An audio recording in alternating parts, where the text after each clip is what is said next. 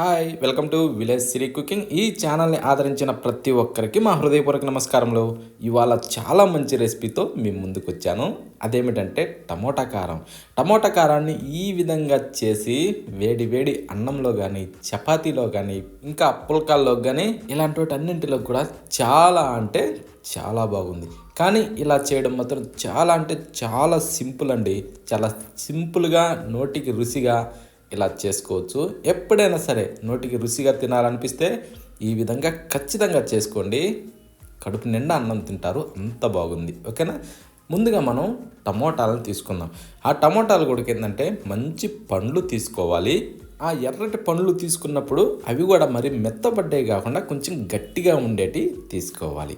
తీసుకున్న తర్వాత ఇప్పుడు మనం ఏం చేద్దామంటే ఈ మొదలు భాగం ఏదైతే ఉందో ఈ తొడెం భాగం, ఈ గడ్డను మొత్తాన్ని తీసేయాలి.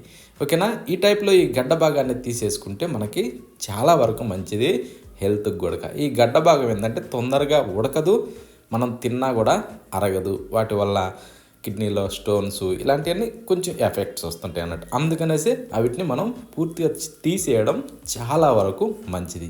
ఓకేనా. ఈ విధంగా తీసేయడం కూడా మనం చేసే రెసిపీకి సూపర్గా ఉడుకుతాయండి. అందుకోసమనే ఇప్పుడు వీటిని పక్కన పెట్టి స్టవ్ ఆన్ చేసి ఒక ప్యాన్ పెడదాం. ప్యాన్ పెట్టాక దాంట్లో మనం నూనె కానీ నీళ్లు కానీ ఏమీ వేసే అవసరం లేదండి. ఖాళీ మనం రెడీ చేసి పెట్టిన ఈ టమోటాలను వేసుకునేసి ఈ టైప్లో నిదానంగా, అంటే మంట హైలో కాకుండా మీడియంలో ఉంచుకునేసి ఈ టైప్లో నిదానంగా ఇలా తిప్పుకుంటూ మనం వీటిని మంచి కలర్ వచ్చేదాకా ఇలా వేగనిచ్చుకోవాలండి.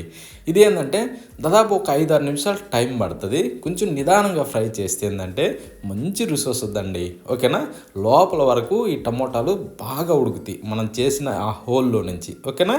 చూడండి ఈ టైం ఈ విధంగా కాల్చిన టమోటాలకు కూడా మంచి రుచి వస్తుందండి మనం చేసే రెసిపీకి.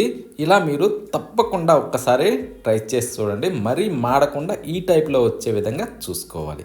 ఇప్పుడు స్టవ్ ఆఫ్ చేసి పక్కన పెట్టి రోల్ సిద్ధం చేసి పొట్టు తీసిన వెల్లుల్లి గడ్డను ఒకదాన్ని అందులో వేసేసుకుందాం. వేసాక దీన్ని ఏం చేద్దామంటే కచ్చపచ్చగా మనం దంచేసుకోవాలి ఈ వెల్లుల్లి రెమ్మల్ని. దంచిన తర్వాత ఇప్పుడు మనం ఫ్రై చేసి పెట్టుకున్న ఈ టమోటాలన్నింటినీ దాంట్లో వేసేసుకుందాం.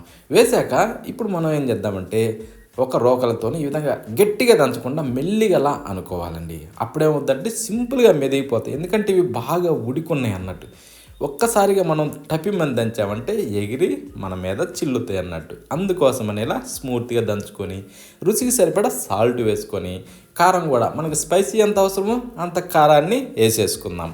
కారం వేసాక ఇప్పుడు లైట్గా మనం స్వీట్గా ఎనుపుకుందాం. ఎందుకంటే దంచినమంటే ఎగిరి మీద పడతాయి. ఈ టైప్లో మనం రుబ్బుకుంటూ దీన్ని మంచి మెత్తగా అయ్యే విధంగా, మంచి జిగటొచ్చే విధంగా మనం ఇలా రుబ్బుకోవాలి. చూడండి ఈ టైప్లో. ఓకేనా. మనం ఒక డ్రాప్ నీళ్ళు కూడా పోసే అవసరం లేదు, ఒక్క డ్రాపు ఆయిల్ కూడా వేసే అవసరం లేదు. ఈ టైప్లో వచ్చేస్తుందండి. వేసిన తర్వాత ఇప్పుడు మనం దీన్ని తీసి ఒక బౌల్లోకి వేసేసుకుందాం. కానీ ఈ టైప్లో చేసి చూడండి, ఆ టేస్ట్ మాత్రం ఎంత బాగుంటుందో మీరే చూస్తారు. ఇప్పుడు ఇది పక్కన పెట్టి స్టవ్ ఆన్ చేసి ఒక ప్యాన్ పెట్టి అందులో 1.5 గంటి నూనె పోద్దాం. సరిపోద్దండి, ఎక్కువ అవసరం లేదు, ఈ కొంచెం మాత్రమే. ఆ తర్వాత 1 స్పూను తిరగమాత గింజల్ని అందులో వేసేసుకునేసి వెల్లుల్లి గడ్డని ఏం చేద్దామంటే ఇలా ముక్కులు పొడిసి అందులో వేసుకొని 1-2 ఎండుమిరపకాయలని ఇలా ఇరిసి అందులో వేసి ఇప్పుడు 1 నిమిషం పాటు మనం కాస్త అలా వేగనివ్వాలి ఈ గింజల్ని.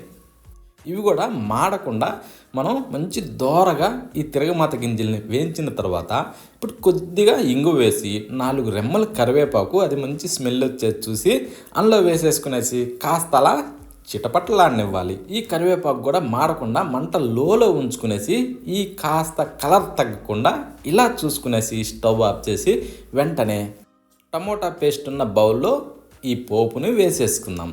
వేసాక ఇప్పుడు మనం ఏంటంటే స్మూత్గా కిందకి మీదకి తిరిగేసుకొని ఒక్కసారి చూడండి.